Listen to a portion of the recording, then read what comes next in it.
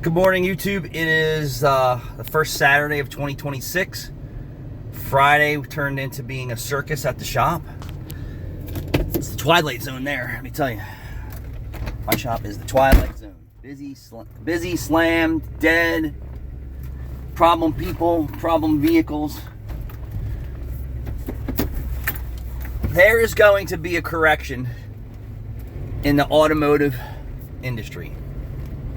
100% it's coming. The stupidity of engineering designs is going to end. Rubber belts running in engine oil will end. I don't know if you're going to see complete advancement of technology in engines start to be removed. GM is hinting of the new design V8, which is completely fuel on demand. DOD does not exist anymore, but they're still going to have a VVT for cam timing. Is that good or bad? I don't know. I like to see no VVTs in the oil pumps and no VVTs in cams. We controlled timing with analog shit back in the day and it worked. Why can't we do it today with the more advanced processors and technology and tuning? The manufacturers cannot sustain the financial losses. Dealerships are making the mechanics lose money on the warranties and recalls. The manufacturers are losing money all the way across the board for all the defects, recalls, engineering, nightmares, boo-boos. Oh, we thought this would work. There is going to be a reckoning. How much of a reckoning? I don't know. I think they took a soft approach like GM and says, well, we'll get through this. Just tell everyone to change their oil sooner and upgrade their oil viscosity or weight and viscosity. Put a band-aid on a problem until we get a fix for it. Honda put a band-aid on the problem right here. Put a sticker on the windshield that says return at 20%. They need to start retraining the public. You already taught them the bad habits. Now you got to break the bad habits. There was somebody on here who says, how do I tell my new customer with their brand new 2020 something whatever Toyota turbocharged that it needs spark plugs at 40,000 miles? Hey, Mr. Customer, it's required at 40,000 miles your car gets spark plugs. That's it.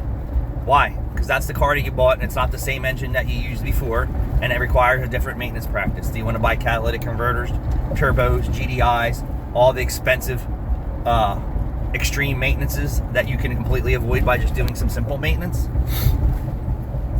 The manufacturers have to be transparent about what has to happen in the newer vehicles. One, you need to get the consumer educated on what product they're buying. If that winds up a hanger from the rear view mirror, it says your first oil change is required at 500 miles or 1,000 miles. And then after that oil change, your next oil change will be 3,000 mile intervals for the rest of the life of the vehicle with this spec of oil if you're in this climate. Pretty simple, right? Hang it on there and say, this is required. And then put it back on the service departments while it's under warranty to teach the consumers how to maintenance that vehicle. The maintenance for that vehicle in front of me is different than the maintenance in front of this vehicle, that vehicle. It's all different. It's not the same. So they need to become more transparent. They need to educate the buyers better and put it back on the consumer. Don't change your oil every 3,000 miles. You have internal engine failure in less than 36,000 miles. It's on you, Mr. Customer. We told you how to maintenance this vehicle. You didn't do it. You overextended your oil changes. You skipped your 30, 60, 90 Ks, whatever it is. Back on you. Now the manufacturers won't be taking the hit financially from all the internal engine failures. Now the transmissions and programming and all that other stuff is a whole nother level. We're just going to talk about engines right now. They need to be transparent on what it's going to take to keep those cars past warranty. They need to educate the customer on what environment they're using their vehicle. So if you're an Uber driver, that window hanger comes down and you say, Uber driver, you need to cut your maintenance practices in half. They need to update their maintenance calendars or remove them completely and just stick by the oil change sticker. That's it. Not your oil change is close, it's almost, it's this, it's that. Your oil change is required at 3,000 miles. And then maybe they can get the consumer to come in for some type of maintenance within 5,000 miles and avoid all the engine failure. There's a lot of people out here that have good success. There's a lot of people out here that are having no luck whatsoever. But there will be a correction in the engine manufacturing industry. I don't know why they continue to make the same mistakes. Can't get a diesel engine now to make 300,000 miles without something falling the fuck apart inside of it. Can't get a 4-cylinder or 3-cylinder engine from Ford that's wet belt driven to make 100,000 miles without the wet belt failing or popping a head gasket from a block design. It is just ridiculous. You can only take so many financial losses before you have to take a different direction. And you will see more transparency. And I say you will see definitely more a correction, transparency, and engineering changes, and the consumers becoming more educated on how to maintain their vehicles. Because when they don't teach the customer how to maintain that said engine, it only costs that manufacturer and dealership and technician tons of money. The technicians in a new car dealership should be fucking pissed. Like, dude, I'm working on a car for an engine for free almost. For free. It is insane. No wonder the technicians don't want to work in a dealership environment.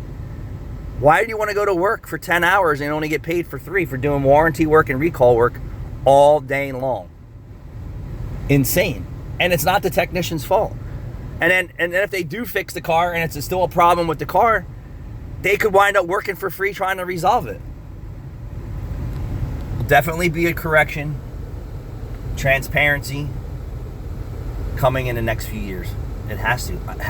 How could you as a person sustain financial loss day after day by hundreds if not thousands of people, and then to the tune of millions if not billions of dollars? I'm sure there's some type of insurance and point fingers and lay back in here, but still there's still losses of income. And the goal of being in business and selling products is not to lose money. There will be a change. We're just going to see how fast. Honda and Toyota and Lexus took the quiet approach to their internal issues, but let's just see what the next year or two brings for oil change intervals, oil winter and viscosities. Let's just see if they are interested in actually cutting their losses. All right, I'm here. We got tons of stuff to do. Content today. Thanks for watching.